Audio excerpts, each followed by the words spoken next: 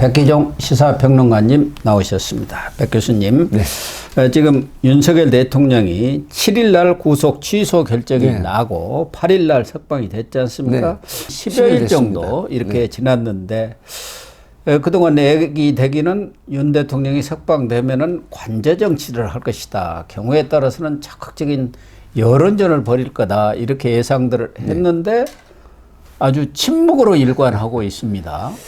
왜 그럴까요? 궁금하네요. 네, 윤석열 대통령이 사실은 그 8일 날 석방되고 나서 이제 여러 가지 그 정치 지형적으로 보면 관저 정치를 하면서 국힘 내지는 그 지지자들 이런 사람들의 이제 그 대화 내지는 관저 정치를 할 것이다. 그리고 이 현재 판결 전에 적극적인 여론전을 도모할 것이다. 이런 예상이 있었거든요. 그렇죠. 그런데 며칠, 한 2, 3일 정도 이제 동정이 드러나긴 났어요.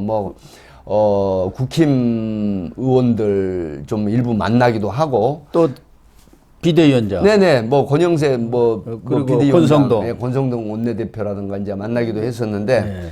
그 이후에는 사실 김치찌개를 먹었다. 그다음에 관저를 산책하고 있다. 또 독서로 지금 일관된 모습을 보이고 있다. 이런 얘기가 나오고 있는데 아마 저는 이 사례가 2017년도에 박근혜 전 대통령 파면 때 그 헌재에서 이제 파면을 결정하면서 인용했던 문구들이 이제 어떤 거냐면 박근혜 전 대통령이 대국민 담화를 하면서 이 수사나 이런 부분에 협조를 하겠다라고 했어요. 예, 그랬죠. 근데 특검과 그다음에 검찰 수사에 일체 응하지 않았습니다. 그래서 나중에 특히 또 하나는 어떤 걸 실제로 설명을 헌재에서 했냐면은 수사 기관에 청와대 압수수색도 거부를 해버린 겁니다. 예. 그러니까 이번에 이제 그 군사기밀보호법에 적용을 받지 않습니까? 그런 걸 그 디테일하게 인용을 했어요. 파면 결정 유서에. 그래서 사실 이런 부분에 일종의 그 교훈을 삼지 않을까. 쉽게 말해서 지금 기각이냐 인용이냐라고 하는 이런 그 예민한 그 시기에 헌재를 자극할 필요가 자극하거나 흔드는 이런 모양새가 있다고 하면 사실은 아군이라도 때로는 내가 현재 위치가 현재 재판관이잖아요. 예. 근데 내 권위에 아무리 그 대상자가 나를 건드려 이렇게 나가면 기분 나쁘죠. 그러면 사람 심리가 바뀔 수가 있거든요. 예. 이런 어떤 부분들이 결국은 이 관저 정치를 중단하고 정중동 행보를 보이는 게 아닌가 그런 분석이 가능할 것 같습니다. 사실은 헌재도 그렇지만 일반 재판에서도 재판부 심기를 건드리는 사람은 그렇습니다. 이재명 빼고는 없는 것 같아요. 제가 보기에는. 재판부 심기 건드려갖고 좋은 일은 하나도 없지 않습니까? 그러니까 그렇습니다. 다들 가서 공손하니 이렇게 애우를 극진하게 갖추는 경우가 대부분 아닙니까? 그래서 아마 윤석열 대통령도 지금으로서는 어떻게 보면 절체절명의 순간에서 말씀하신 대로 재판부한테 부정적인 영향을 미치는 그렇습니다. 일은 가급적 자제하는 것이 바람직하다. 그런 생각을 하고 있는 거 아닌가 이렇게 보여지고 또 하나는 윤석열 대통령이 만약 지금 여론이라든가 여러 가지 상황이 극도로 악화돼 갖고 이거 인용된 게 확실해지는 것 같다고 하면 뭔가 몸부림을 칠 텐데 그러면 지지율이라든가 다른 그런 면에서도 좀 자신감이 있는 거 아닌가요? 사실 그렇습니다. 현재 윤석열 대통령이 계엄 그 사태 이후에 석방이 되면서 현재까지 그 현직의 그 계엄 이전의 지지율보다 훨씬 높은 지지율을 형성을 하고 유지를 하고 있거든요. 이런 부분을 결코 무시를 못하는 거고, 참 우리 고 교수님도 아시지만 헌재 평결이라고 하는 부분은 사실은 형사법 처벌을 하는 곳이 아니지 않습니까? 징계 의결을 하는, 징계 심리를 하는 쪽이기 때문에 이런 부분에 있어서 상당히 이제 염두를 둬야 된다 이런 생각이 드는데 사실은 현재 그 판결도 상당히 정치적이다 이런 분석이 있지 않습니까? 헌재 자체가 정치적 사법기관 아닙니까? 그렇습니다. 반드시 일반 재판처럼 증거라든가 법리만 가지고 심판하는 것은 아니고 때문에. 정치적 판단을 할 수밖에 없는 그렇습니다. 게 헌재 아닙니까? 그래서 지금 중요하게 지금 적용이 되는 부분이 현재 재판관들에게 윤석열 대통령의 고공행진의 지지율이거든요. 그리고 뭐 국힘이라든가 또 여러 가지 보수 우파들의 이 움직임이라든가 행동 패턴이 굉장히 현재 재판관들의 심리를 사실은 위축시킨다고도 볼 수 있어요. 그거는 뭐냐면 어떤 겁박이라든가 협박 내지는 뭐 어떤 폭동을 예고하는 이런 게 아니라 그 계엄 정국에 있어서 계엄이 고도의 대통령 통치 행위다. 예. 그리고 줄탄핵, 보복탄핵, 그다음에 여러 가지 그 탄핵이 현재 기각이 되고 있지 않습니까? 예. 그렇다고 하면 윤석열 대통령이 주장하는 고도의 통치행위, 국가 국정을 제대로 이끌 수 없는 부분에 정말 이제 계몽령 얘기까지 나왔는데 예. 일부에서는 사실 그런 부분에 견디지 못한 계몽령 부분도 이해가 된다라고 하는 그런 지금 얘기가 나오고 있는 상황이거든요. 하기 때문에 이 고공을 유지하는 이 지지율도 현재 재판관들의 특히 보수 우파 쪽 성향의 현재 재판관들의 마음을 얻는 데는 상당한 그런 여론의 형성이 기여를 하고 있다. 이렇게 보는 거죠. 그러니까 윤석열 대통령으로서는 그런 지지율 사실은 비상계엄 전에는 20% 그렇습니다. 아래로 심지어 떨어져가 10%까지 내려간다는 11%까지 내려갔지 않습니까? 근데 지금은 40%가 넘는 47, 8%가 나오고 있지 않습니까? 그러니까 지난 대선 때 얻었던 그 지지율에 거의 육박합니다. 48.6%가 얻었잖아요. 그렇기 때문에 여론전에서도 또 대중 집회 지금 토요일이라든가 뭐 요즘 같은 거 매일 열립니다만은 오히려 탄핵 찬성보다는 탄핵 반대 쪽이 압도적이지 않습니까? 그러니까 구태여 그런 여론전을 윤석열 대통령이 직접 나서서 펴지 않아도 충분하다 이렇게 판단을 하시는 것 같고 그렇죠. 대신 이제 대통령실이라든가 특히 윤 대통령 변호인단 측에서는 적극적인 그렇죠. 이런 여론전을 홍보전. 펴고는 있습니다. 또 하나는 지금 현재 돌아가는 내용들이 뭐 언론 취재라든가 이런 데서 보도하는 걸 보면 사실은 뭐 헌재가 워낙 비공개로 하고 있기 때문에 그 취재 보도 자체가 정확하냐는 변론으로 하더라도 기각이라든가 각하 의견이 우세한 쪽으로 지금 나오고 있는 상황 아닙니까? 그거에 자칫하다가는 변수가 되어버릴 수도 있잖아요. 그러니까 유리하다고 판단하고 있는 거 아닌가 이런 생각이 들죠. 교수님 지적하셨지만 이게 기각이라는 부분이 만약에 그 소위 말하면 된다라고 하면 이미 결론이 뭐 평의가 거쳐서 판결이 끝났을 가능성이 있거든요. 그러니까 예를 들어서 인용이라고 한다라고 한 부분이나 기각이라고 하는 부분이 왜 지금 판결이 길어지냐면 예를 들어 노무현 전 대통령이나 박근혜 전 대통령 같은 경우에는 11일, 14일 정도밖에 소요가 안 됐거든요. 그렇다라고 하면 지금 이 부분이 사실은 중도 보수 성향의 현재 재판관들이 김영두, 정영식, 그 다음에 김복형, 그 다음에 이제 또 한 분이 있지 않습니까? 이 네 분의 조한창. 조한창. 근데 이 네 분의 현재 재판관들이 사실은 이 문영배라든가 정계선, 이미선 이런 분들하고 상당히 대동소이한 의견의 표출이 아닌가 이런 분석이 있거든요.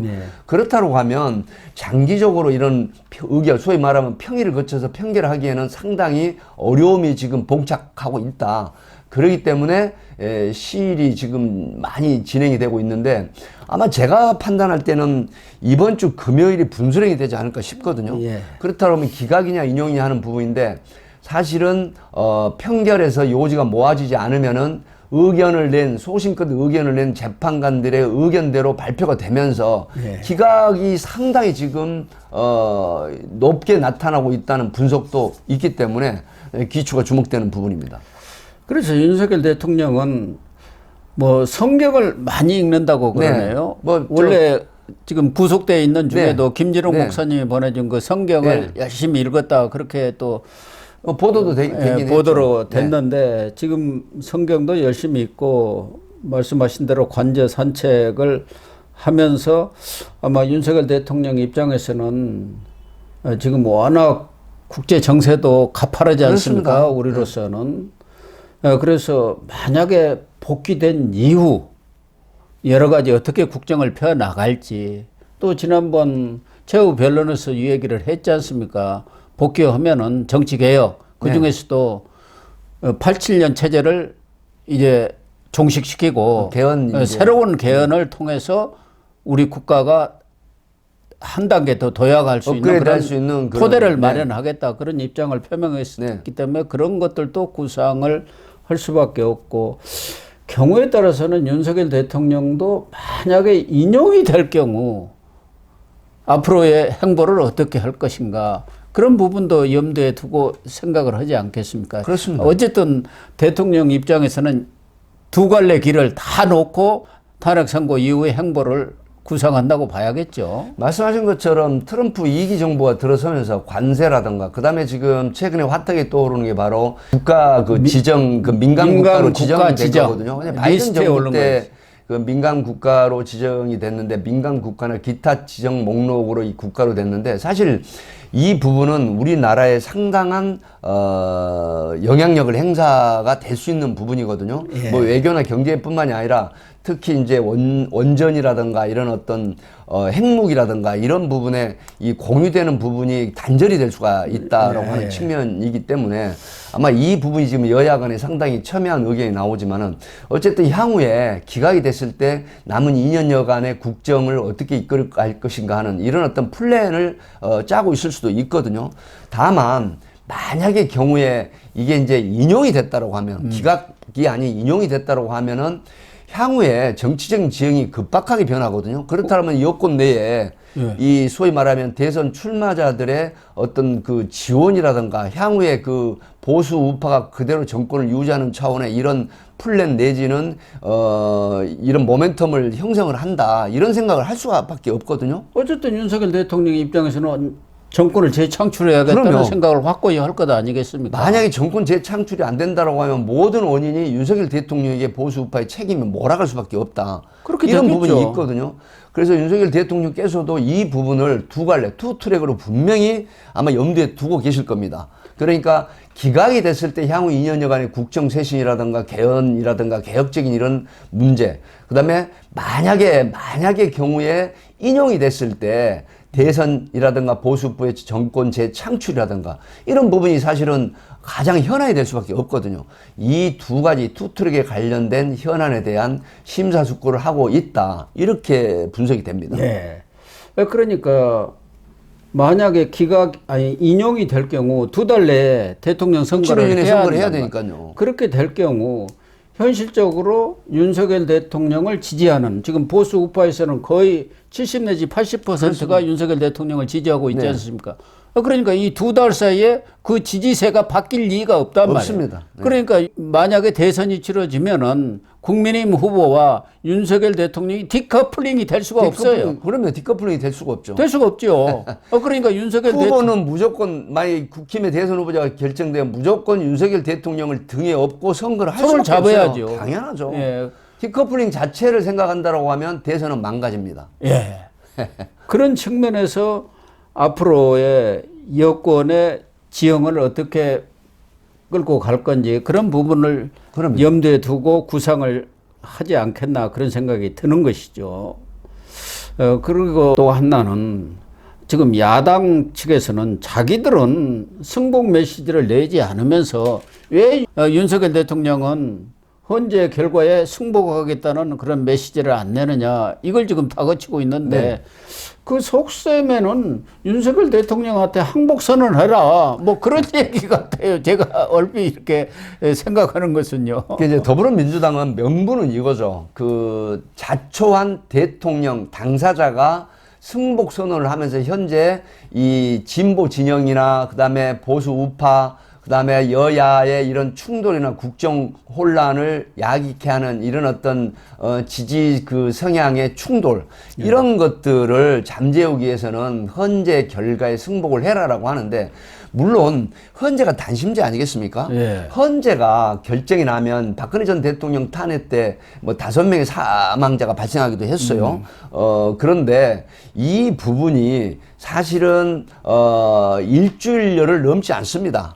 약간의 혼란이라든가 어떤 분노 표출이 왜 그러냐면 헌재에서 결정이 되면 바로 60일 이내에 대선을 해야 되지 않습니까? 그렇다고 하면 그리고 집회도 네. 25인 이내만 할 수 있게 되어 있을 거예요. 그렇기 때문에 여러 가지 이런 어떤 법적인 제재가 따른단 말이죠. 그리고 바로 눈앞에 대선이 있기 때문에 이런 어떤 부분이 결국은 더불어민주당이 주장하는 것처럼 본인들은 지금 삭발 투쟁, 그다음에 국회에서 강화문까지 도보 투쟁, 그다음에 단식 투쟁, 그다음에 숙박 투쟁, 별별 투쟁을 다 하고 있지 않습니까? 그러니까요. 그러면서 승복을 하라고 하는 부분은 더불어민주당은 이렇게 생각하고 있는 거죠.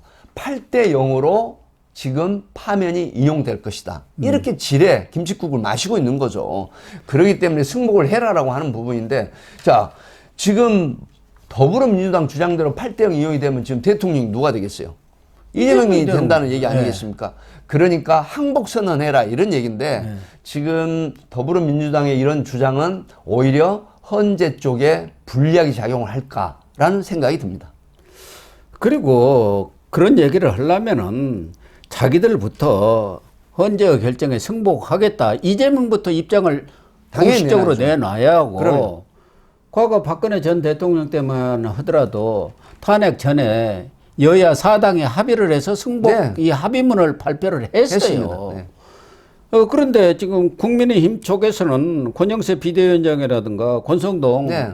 원내대표도 당 승복하겠다. 차원에서는 우리는 승복한다. 그러나 대통령에 관해서까지 이 얘기를 하라는 것은 좀 과한 것 아니냐. 대통령이 승복하겠다는 거 지금 이렇게 얘기하는 것은 민주당의 주장의 그 배경에는 그렇게 될 경우 헌재한테 영향을 미칠 수가 있는 당연하죠. 거란 말이에요. 그러니까 대통령이 승복하겠다는 건 내가 계엄했던 게 잘못이다. 고도의 통치 행위라고 하는 부분을 내가 내 말을 스스로 뒤집는 것이다. 이런 얘기밖에 안 되잖아요.